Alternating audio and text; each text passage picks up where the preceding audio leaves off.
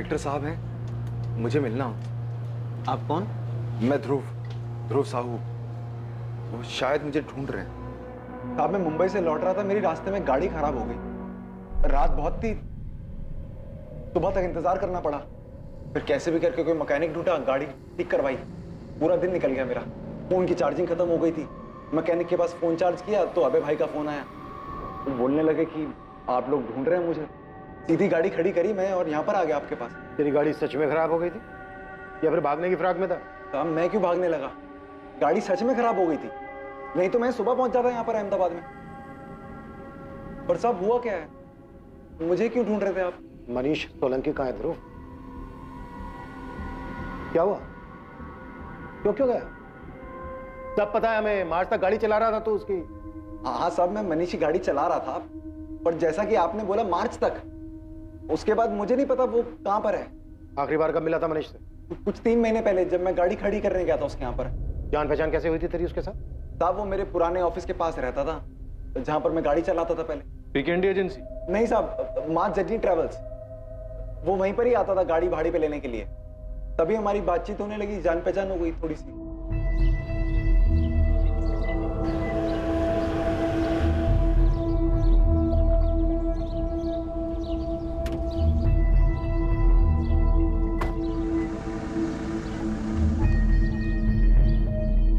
अच्छा, तो बस ऐसे ही आते जाते तेरी जान पहचान हो गई उसके साथ और उसने अपनी गाड़ी थमा दी तेरे हाथ में चलाने की? सिर्फ आते जाते नहीं साहब, दरअसल मनीष टैक्सी चलाने के बारे में काफी कुछ जानना चाहता था। बस उसी चक्कर में हमारी बहुत सारी बातें होने लगी। दिन का कितना कमा लेते हो? अपनी गाड़ी ने भाई, नौकरी करता हूँ, 15,000 बन जाता महीने का। यानी हर दिन का 500? हाँ। और मालिक कितना कमा लेता है इस टैक्सी से? मोटी रकम ही कमाता होगा भाई, पता नहीं कितने कमाता है। फिर भी कोई अंदाजा तो होगा? अभी यार 15,000 रुपए मुझे देता है वो, 20,000 पकड़ लो तुम पेट्रोल और मेंटेनेंस का। अब आदमी 35,000 रुपए खर्च कर रहा है तो 35-40 तो बचता ही होगा उसको ऊपर से। 40,000 का प्रॉफिट? हाँ भाई, इतना तो बनता ही होगा। इतनी गाड़ी खरीद के धंधे में लगाना क्या फायदा है ना? तुम क्यों पूछ रहे हो? नहीं, बस ऐसे ही। साहब उस दिन तो कुछ नहीं बताया उसे, पर कुछ दिन बाद फोन करके गैराज पे बुलाया।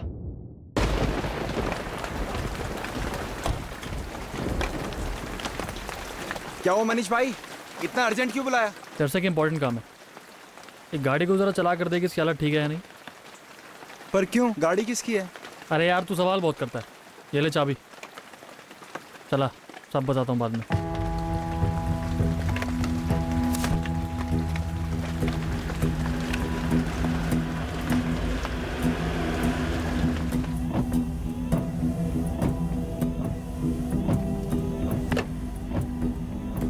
गाड़ी की कंडीशन सही है? हाँ भाई, गाड़ी एकदम सही है, पर मामला क्या है? कुछ नहीं, गाड़ी को खरीद कर कैब कंपनी में लगाने की सोच रहा हूँ। क्या बोलता है, सही रहेगा? कैब? भाई कहाँ इन सब चक्करों में पड़ रहे हो आप? अरे चक्कर वक्कर कुछ नहीं है, सीधा बिजनेस है। गाड़ी ड्राइवर चलाएगा, मेरे कुछ पैसे बन जाएंगे। अब ये बता कि गाड़ी मेरी हुई तो क्या तू चलाएगा? तुझे कितने मिलते? 15? मैं 18,000 दूंगा।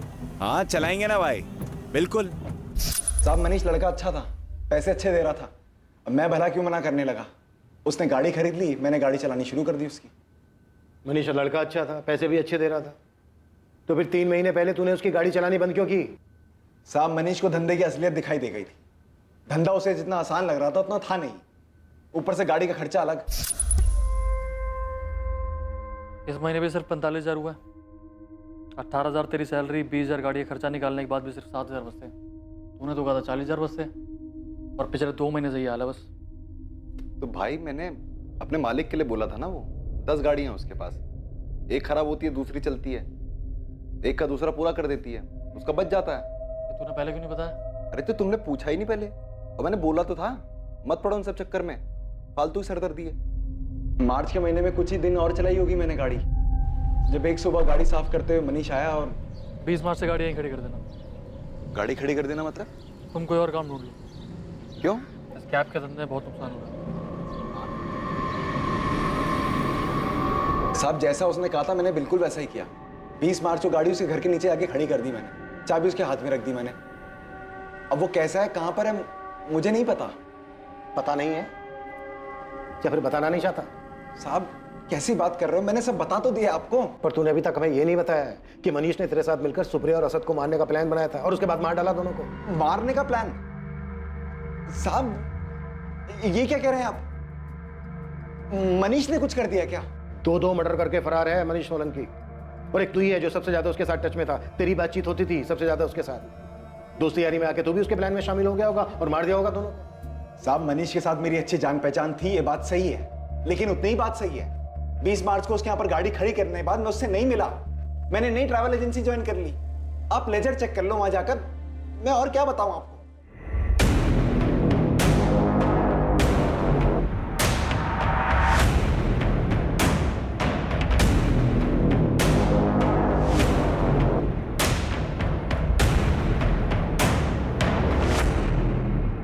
ये केस दिन पे दिन घूमते जा रहा है, इसका कोई एंड ही समझ नहीं आ रहा। सर अभी तक तो ऐसा लग रहा था सब कुछ मनीष का किया था।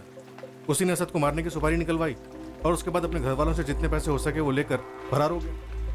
अगर सुपारी निकली है तो किसी ने तो उठाई होगी। हम ऐसी थ्योरीज पे काम नहीं कर सकते, पुख्ता चाहिए हमें। सिंह, सोनू और बाकी खबरियों को बोलो कि मुझे जल्द से जल्द सुपारी उठाने वाले का नाम चाहिए।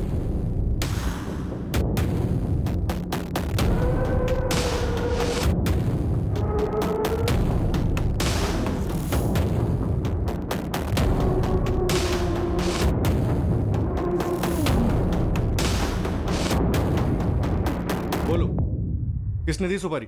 साहब सच में बता रहे हैं, हमें कुछ नहीं पता। नहीं मैडम, नहीं मैडम, मत मारिए मैडम। तुम में से ही किसी ने उनका काम तमाम किया और अब यहाँ के नाटक कर रहे हो।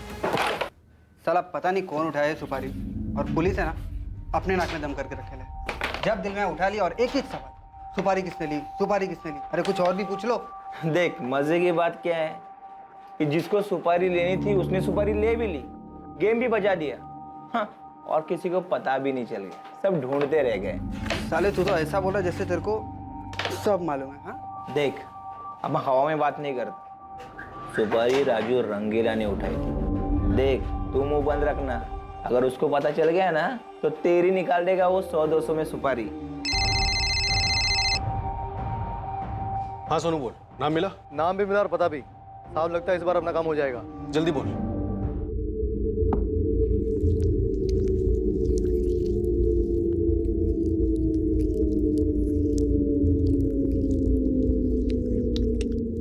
अबे पिंटू, क्या लड़की लोग के माफिक धीरे धीरे हाथ चला रहा है? थोड़ा दम लगा। खाना वाना खाया कि नहीं तूने? अबे रुक क्यों गया? सांप सूंघ गया क्या तेरे को? ए रंगीले, पिंटू को छोड़, चल हमारे साथ जेल। तेरी मालिश का इंतजाम करके रखा है। सब बात क्या हुआ?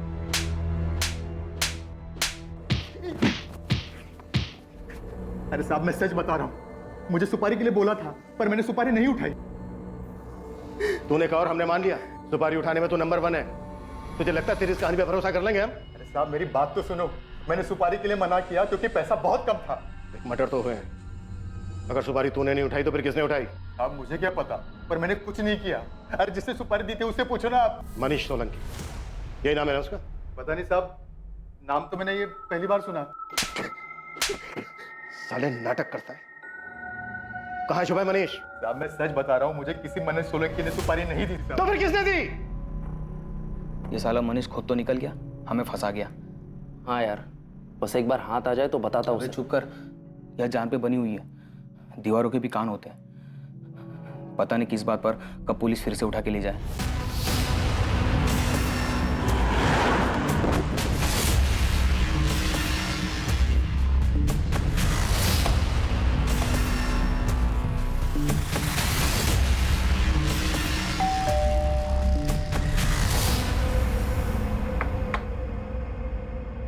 इतने दिनों से ड्रामा कर रहे थे हमारे सामने, अब बताओ अकेले किया?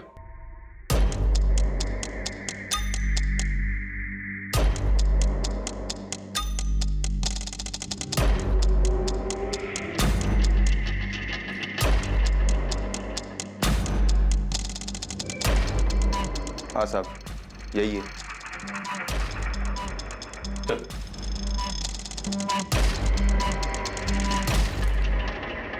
चल अब बोलना शुरू कर दे। अगर तेरे इस ड्रामे की वजह से मेरा सर घूम गया ना तो बेटा बोलने के लायक नहीं बचेगा तुम। सुप्रिया ने हमारे परिवार की नाक काटने की ठान ली थी, इसलिए उसे मारने के अलावा मेरे पास और कोई चारा नहीं था। और उसका जुर्म यह था कि उसका एक लड़के के साथ अफेयर था। किसी दूसरे धर्म के लड़के के साथ अफेयर था, इसलिए मरवा दिया दोनों को। चल बैठ। अब बता क्या क्या हुआ था डिटेल में, सब कुछ। छुट्टियों में सुप्रिया राजकोट आई हुई थी और फिर एक दिन सुप्रिया अपना फोन देना सर, फोन की बैटरी खराब हो गई है, चार्ज ही नहीं हो रहा।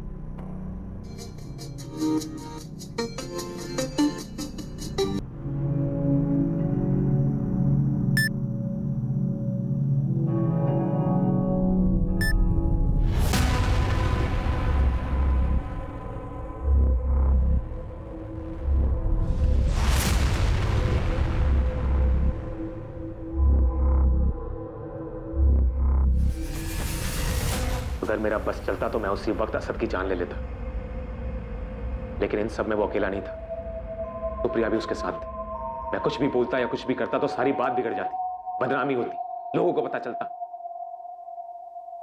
इसलिए मैंने चुप ही रहना सही समझा। आखिर गलती तो मेरी बहन की थी ना। सुप्रिया,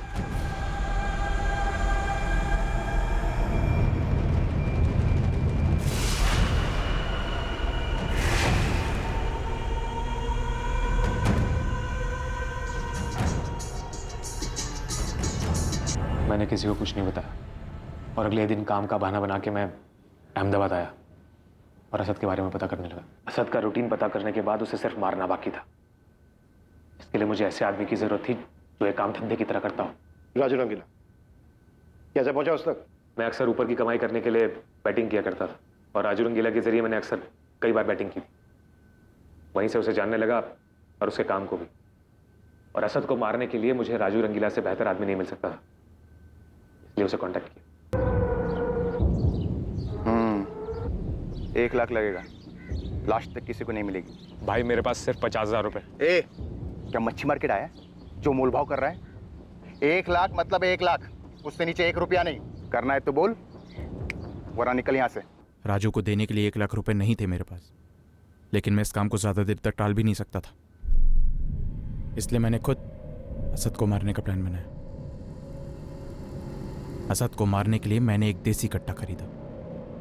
असद को मारने का प्लान तो मैंने बना लिया था, लेकिन उसे अंजाम देने के लिए सही समय मुझे नहीं मिल रहा था। और उधर सुप्रिया की छुट्टियां भी खत्म हो रही थी और मैं दोबारा सुप्रिया को असद से मिलने नहीं दे सकता था। ये सुप्रिया जब अहमदाबाद जाने के लिए निकली तो मैं भी राजकोट से अहमदाबाद के लिए निकल गया। मैं उसकी बस के पीछे ही था। मैंने उसी दिन असद को मारने की ठान ली थी, पर कुछ और ही हुआ। जब मैंने सुप्रिया को अहमदाबाद पहुंचने से पहले ही बीच रास्ते में उतरते हुए देखा, मुझे पहले तो कुछ समझ नहीं आया, पर फिर मेरी नज़र असद पर पड़ी, जो कि शायद उसे लेने आया था।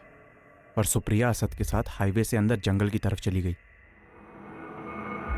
मैं भी गाड़ी साइड में लगा के उनके पीछे गया, जहां वो दोनों क्या वो दोनों? जरा से भी शर्म नहीं बची थी उन दोनों में। वो दोनों जंगल में ही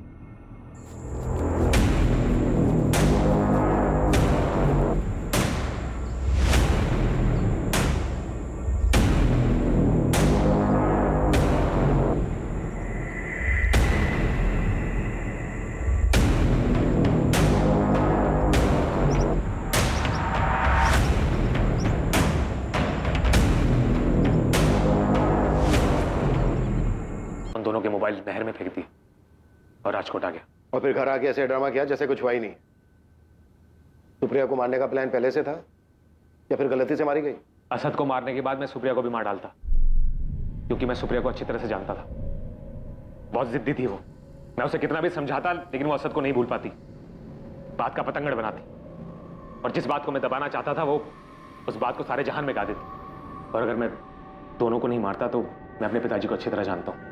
सुप्रिया उनकी कमजोरी थी, वो कुछ भी करके पिताजी को मना लेती और उसके बाद हमारा समाज में उठना बैठना सब बंद हो जाता। ये सबसे मनीष का क्या ताल्लुक है? पता नहीं, उसे तो मैं जानता भी नहीं था। वो तो जब आप लोगों ने कहा कि मनीष और सुप्रिया का कुछ चल रहा है, तो मैं भी वही खेल खेलने लगा। मैंने भी कहा कि हाँ, मनीष ने ही सुप्रिया को मारा। इसीलिए तूने हमारे खबरी को फोन किया, हमें गुमराह करने के लिए। किसने दी सुपारी? लड़की के आशिक मनीष सोलंकी ने, उसे लड़की चाहिए थी, जैसा मैं चाहता था वैसा ही हो। पुलिस का शक मनीष पे और ज्यादा बढ़ गया। तेरी इसी होशियारी ने हमें तुझ तक पहुंचाया। सुपारी किलर को ढूंढते हुए हम राजू रंगीला तक पहुंचे और उसके जरिए तुझ तक। क्या कहा था तूने कि तेरी बहन सुप्रिया ने तेरे परिवार की इज्जत मिट्टी में मिला दी थी?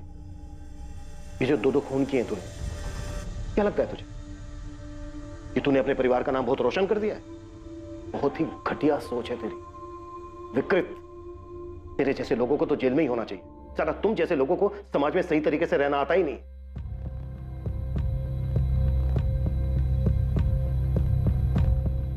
जहां मनीष को सस्पेक्ट मानकर पुलिस ये उठता था कि आखिर मनीष है कहां। अगर मनीष का सुप्रिया और असद के मर्डर से कोई ताल्लुक नहीं है तो फिर किस चीज से भाग रहा है वो? उसका 10 लाख रुपए मांगना, झूठ बोलना, अलग अलग एटीएम से पैसे निकालना, आखिर किस कांड में फंसा हुआ है वो? सर, मनीष की फैमिली की माने तो मनीष आरोपी नहीं, विक्टिम है। हमें इस केस को एक अलग नजरिए से देखना होगा। मनीष से जुड़ी हुई एक एक डिटेल्स बारीकी से पढ़ो, एक एक छोटी छोटी चीज, कोई ना कोई सबूत, कुछ ना कुछ तो ऐसा है जो हमसे छूट रहा है। मैं कह रही थी ना आपसे, मेरा मनीष कभी किसी का खून कर ही नहीं सकता, लेकिन आप सब उसे गलत मान बैठे थे। उसे कभी क्रिमिनल, कभी खूनी, पता नहीं क्या क्या कहते थे। फिर मनीष है कहां? अभी भी वक्त है, कुछ कीजिए ना, मेरे बेटे को बचा लीजिए ना।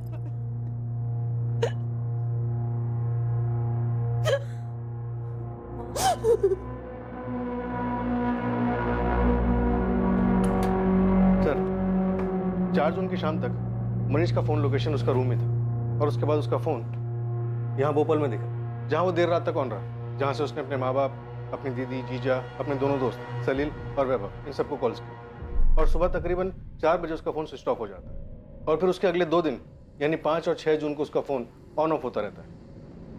सर, यही तो अजीब बात है, 4 से 6 जून के बीच फोन की लोकेशन भोपाल ही थी। वो कहीं पर भी गया हो, आता तो यहीं पर आता। उसका फोन भी स्विच ऑफ इसी एरिया में हुआ, उसका लास्ट लोकेशन भी भोपाल ही था। मनीष यहाँ भोपाल में कर क्या रहा था? मनीष के माँ बाप और उसके दोस्तों का तो यही कहना है कि इस एरिया में उसकी जान पहचान का कोई नहीं था। सर, एक और अजीब बात। क्या? जिन 4 एटीएम से पैसे निकाले गए थे, यानी 5 जून को ओधव और कालूपुर और 6 जून को चांदखेड़ा और जुहापुरा, और हर दिन start and end point Bhopal ही है। ये चारों एटीएम्स भोपाल से काफी दूर हैं। भोपाल से उसके आसपास के इलाकों में भी कई एटीएम्स हैं। तो फिर उसे भोपाल से इतनी दूर जाकर पैसे निकालने की क्या जरूरत है? सर, हो सकता है मनीष किसी और की नजरों से बचना चाह रहा हो। हाँ, लेकिन मुझे लगता है कि इन चारों एटीएम की लोकेशन हमारा ध्यान भटकाने के लिए चाहिए, ताकि हमारा ध्यान इन एटीएम की लोकेशंस पर रहे और मेन लोकेशन भोपाल पर हमारा ध्यान ही ना जाए। एग्जैक्टली। मुझे लगता है कि मनीष यहाँ भोपाल में ही बैठ कर गेम खेल रहा था। इस केस को लेकर हमें जो भी मिलेगा वो यही मिलेगा। लेकिन सर, भोपाल तो काफी बड़ा इलाका है, वहां पे कुछ ढूंढना ऐसा है जैसे कि भूसे में सुई को ढूंढना। काम मुश्किल तो है, लेकिन इस केस की गुत्थी यहीं सुलझेगी। यहाँ जरूर कुछ ऐसा है जो इस केस के लिए है।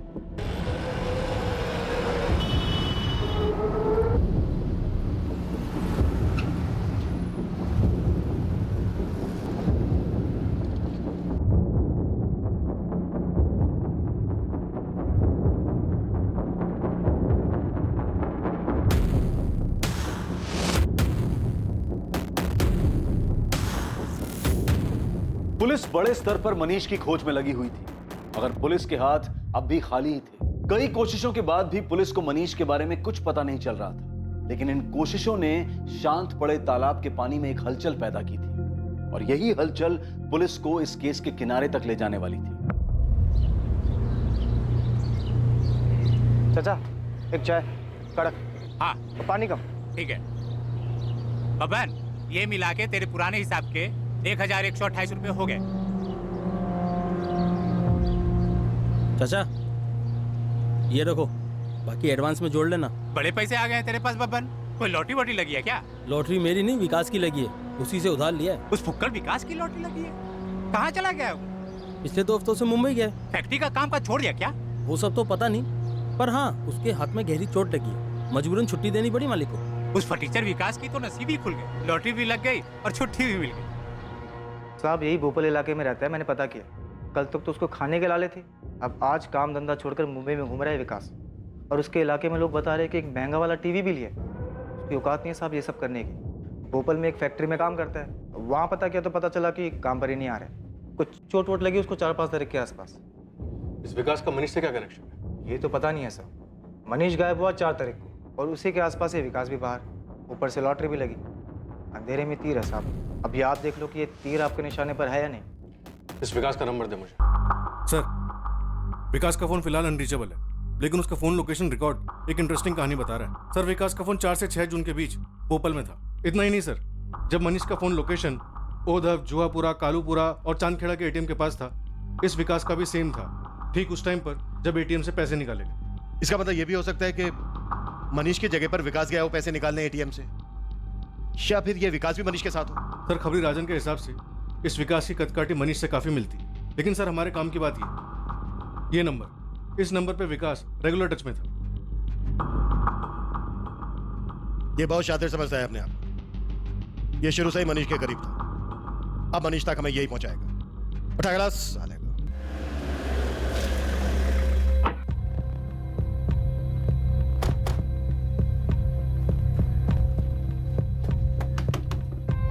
चल ध्रुव, बाहर आ।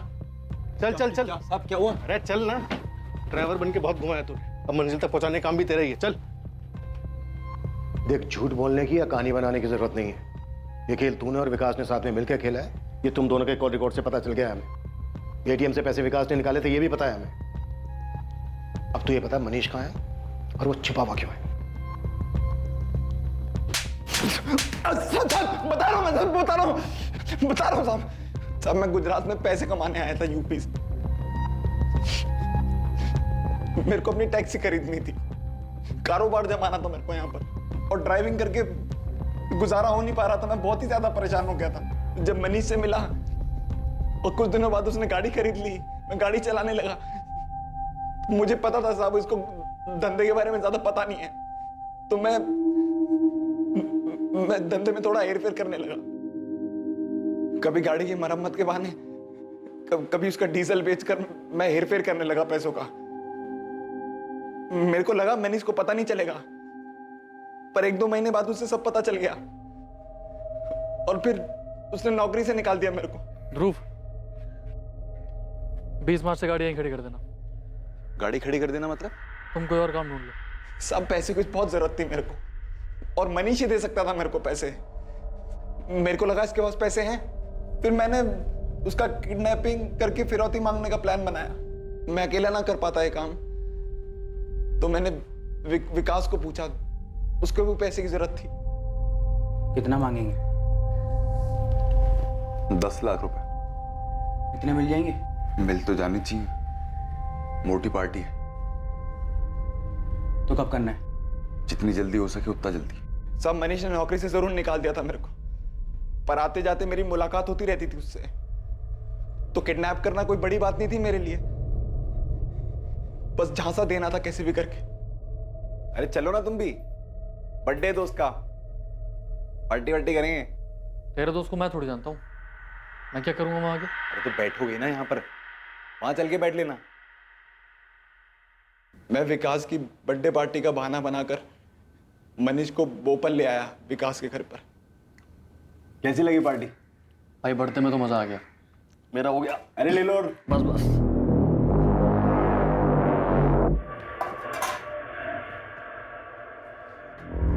अरे क्या कर रहा है? ले क्या? प्रूफ क्या है ये? घर फोन कर अपने, 10 लाख मंगा। चल। कितना के 10 लाख? किडनैप हो गया तू तब आजाद होगा, तब 10 लाख रुपए हमें मिलेंगे। क्या बकवास कर रहे हो तुम लोग? बकवास नहीं कर रहा, पैसे मांग रहा हूँ। घर पे फोन कर 10 लाख मंगा और बोला किडनैपिंग हुई है। अरे पूरे का पूरा अंदर घुसेड़ दूंगा, समझा क्या? हाथ छोड़ का ले। अरे फोन कर घर पे, चल पैसे मंगा। मनीष को काबू करने के बाद हमने मनीष के घर वालों को फोन लगवाया उससे। अर्जेंट काम है, वो 10 लाख रुपए चाहिए मुझे। मगर भिखारी निकले सबके सब, सालों के पास पैसे ही नहीं थे। उसके जीजा से कैसे भी करके 1,30,000 रुपए का जुगाड़ हो पाया, जो उसने मनीष के अकाउंट में अगले दिन डाले। और मनीष के अकाउंट में पहले से ही थे कुछ 20,000 रुपए, तो कुल मिलाकर हमारे पास कुछ 1.5 लाख रुपए बन रहा था। हमने सोचा कि जो मिल रहा है ले लेते हैं उससे, नहीं तो इतनी मेहनत की है वो भी बर्बाद जाएगी। और इसकी जीजा ने पैसे भेज दी। ले इसकी गाड़ी की चाबी, ले एटीएम निकाल लेना पैसे। हाँ सुन, फोन पे ले जा, और ये हुडी पहन के जाना इसकी। वो एटीएम के कैमरे में शक्ल नहीं दिखनी चाहिए, इसे मुंह झुका कर पैसे निकालना। पैसे लेने के बाद मनीष का क्या किया तूने? कहाँ है वो? आपस में बांट लिए। अगर मेरे को पता होता ना साहब कि मनीष के पास पैसा नहीं, मैं कभी नहीं करता साहब ये। सच बता रहा हूं साहब, गलती से हो गया।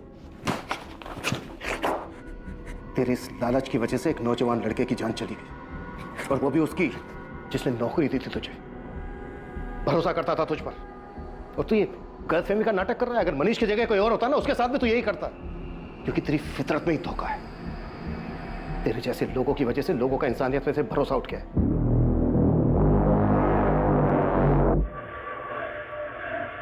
विकास के वापस लौटते ही पुलिस ने उसे भी मनीष की हत्या के जुर्म में गिरफ्तार कर लिया, और पुलिस को विकास के घर से वो सारे सबूत मिले जो मनीष की दर्दनाक हत्या को बयां कर रहे थे।